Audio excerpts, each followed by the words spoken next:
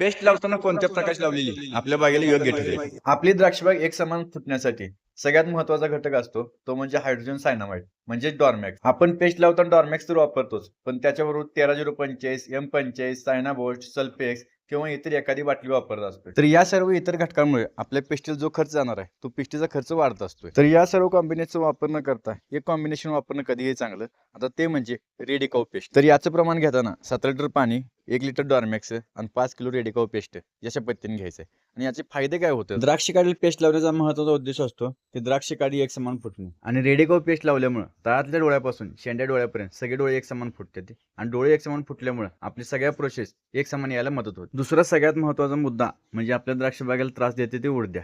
उडद्याला सुद्धा एवढी जास्त औषध मारायला लागत नाही. उडद्यापासून सुद्धा आपल्या द्राक्ष डोळ्यांचं संरक्षण करण्याचं काम रेडिकाऊ पेस्ट करते. तिसरा फायदा म्हणजे आपण पेस्ट लावली आणि पाऊस पडला तर ही पेस्ट काय धुवून जात नाही, त्यामुळे आपल्याला दुसऱ्यांदा पेस्ट लावायची कोणतीही गरज लागत नाही. चौथा फायदा म्हणजे आपण या पेस्टमध्ये हात जरी घातला तरी आपल्या हाताला कोणत्याही प्रकारची पेस्ट उठत नाही. पाचवा सगळ्यात महत्त्वाचा फायदा म्हणजे आपण जे इतर खर्च करणार आहे तो इतर कोणताही खर्च होत नाही. कमी खर्चात आपल्याला पेस्टिंगचं काम होऊन जाते. आता जवळजवळ 3 वर्ष झाले मी डॉर्मॅक्स मध्ये रेडिकाऊ पेस्टच रिकमेंडेशन करतोय. तुम्ही तुमच्या द्राक्ष बागेला पेस्टिंगसाठी रेडिकाऊ पेस्ट वापरा आणि मी आता सांगितलेले फायदे करून घ्या. धन्यवाद.